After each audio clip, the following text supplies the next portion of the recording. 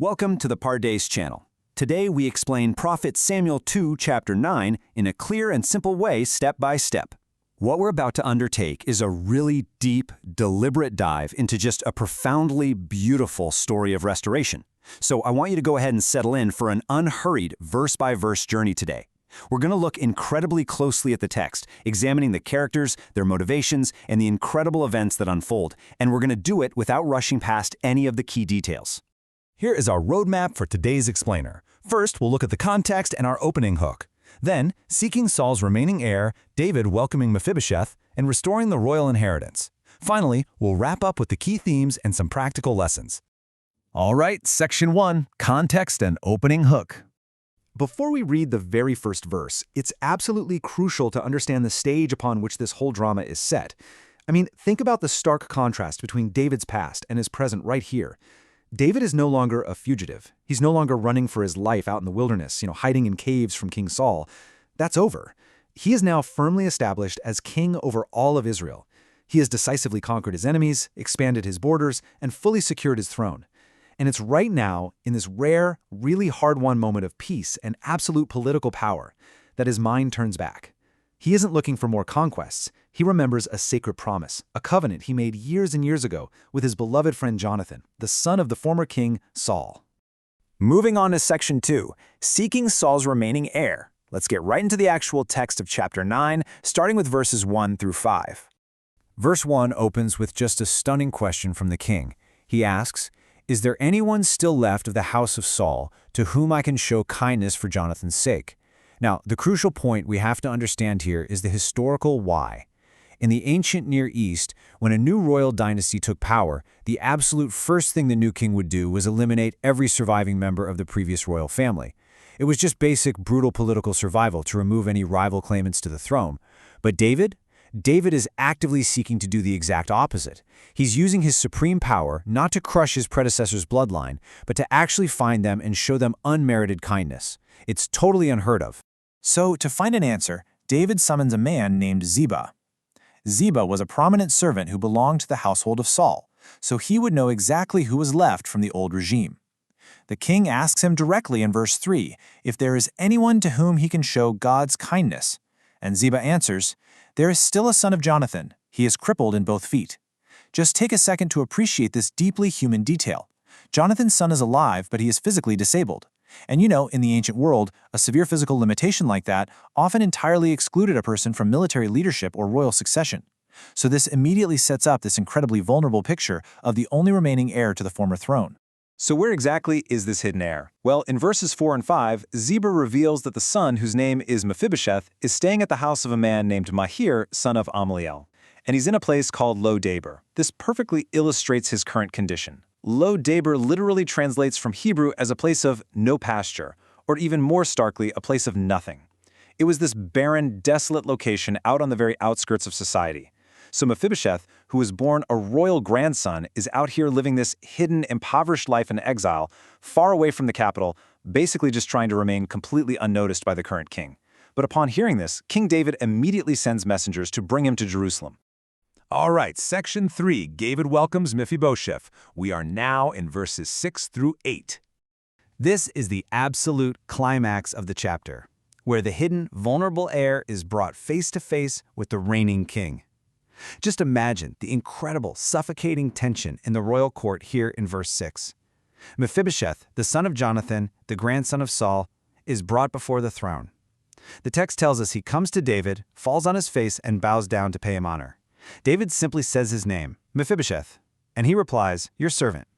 Think about the sheer terror that must be gripping Mephibosheth's mind in this exact moment. Historically speaking, as the grandson of the former king, being forcibly summoned to the new king's palace almost certainly meant a public execution. He is completely 100% at David's mercy. But look at how verses 7 and 8 powerfully contrast these two men's perspectives. David immediately shatters all that fear in the room, saying, "Don't be afraid, for I will surely show you kindness for the sake of your father Jonathan." He promises to restore all the ancestral land that belonged to Saul and adds that Mephibosheth will always eat at his table. Against this astonishing, completely unmerited grace, Mephibosheth bows again and says, "What is your servant that you should notice a dead dog like me?" Now, calling oneself a dead dog was an ancient Near Eastern expression of ultimate worthlessness, shame, and disgust. Mephibosheth views himself as absolutely nothing, but David views him as a prince to be honored and totally restored. Section 4, Restoring the Royal Inheritance, moving into verses 9 through 11. Here we see how David puts practical, serious legal weight behind his promise. He doesn't just offer beautiful but empty words, right? He summons Saul's servant, Ziba, and issues these clear, binding royal decrees. Step 1. David legally transfers everything that pertained to Saul and his family directly back to Mephibosheth. This is an immense transfer of generational wealth. Step 2. David commands Ziba, along with his sons and servants, to farm the land and bring in the crops, which ensures Mephibosheth has sustained independent agricultural wealth. And Step 3. David reiterates that Mephibosheth himself will not have to work this land or live on it. He is going to permanently stay in Jerusalem and eat at the king's table as an honored guest. Let's actually pause at the end of verse 10 to point out a fascinating little detail the text provides. It casually mentions that Ziba had 15 sons and 20 servants. This proves that David wasn't just handing over some tiny patch of dirt or a symbolic title. Ziba commanded a massive workforce, essentially an entire village of laborers. By assigning them to farm for Mephibosheth, David was handing over a sprawling, immensely lucrative agricultural estate. Mephibosheth was literally taken from the barrenness of Lo-Debar and made instantly, independently wealthy. It's a total reversal of fortune. As we read verses 11 through 13, Ziba completely submits to the king's command, stating he'll do whatever the king directs. And the text repeats this really beautiful concluding phrase, "So Mephibosheth ate at David's table, like one of the king's sons." We also learn in verse 12 that Mephibosheth has a young son of his own named Micah, which means Jonathan's family line is indeed going to continue to flourish securely. The chapter concludes by reminding us that Mephibosheth lived in Jerusalem, always eating at the king's table, and that he was crippled in both feet. His physical limitation remained exactly the same, but his status was entirely elevated to that of true royalty.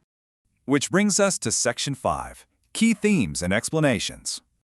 Having walked through the text verse by verse, let's synthesize what we've literally learned about these historical characters and their actions here. We see David's proactive kindness vividly displayed. I mean, he didn't wait to be asked or petitioned for help. He intentionally sought out the hidden and the marginalized.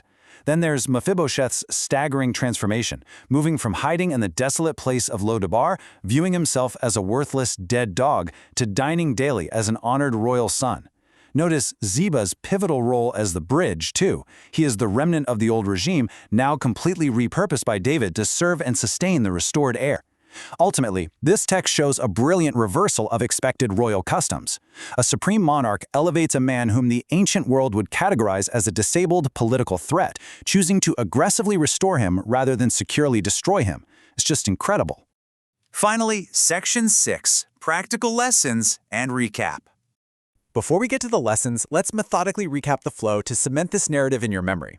It starts with the promise remembered in verse 1, when David thinks of Jonathan. Then, the search takes us into the barrenness of Lo-Debar in verses 2 through 5. This brings us to the emotional climax of surprising grace in verses 6 through 8, where a terrified heir's fear is completely replaced by royal favor. We then see the legal inheritance restored through Ziba's vast workforce in verses 9 through 11. And finally, verses 12 and 13 leave us with Mephibosheth safely and permanently seated at the royal table. So how does an ancient text about kings, servants, and land disputes translate into our personal growth today? Well, we can draw some deeply practical life lessons from this history. First, keep your promises, even when the person you made them to is long gone and cannot hold you accountable, just exactly as David did for Jonathan. Second, actively seek out ways to show kindness and unmerited favor to others. Don't wait for them to come begging to you. Deliberately lift up the vulnerable, hidden, or ignored people in your own community who've been pushed to the margins. And finally, recognize your own inherent worth. Mephibosheth thought he was literally a dead dog because of his exile and his physical limitations, but the king saw him as a prince worthy of a seat at the table. You must remember your own intrinsic value regardless of what society tells you. I will leave you with his final provocative thought to ponder today. Who is living in Lo-Debar in your own life right now? Who is hiding in the barren places feeling completely worthless, just waiting for someone to actively seek them out and offer them a seat at the table? Thank you for learning with us. If this helped you understand the chapter better, like, subscribe, and join us for the next chapter.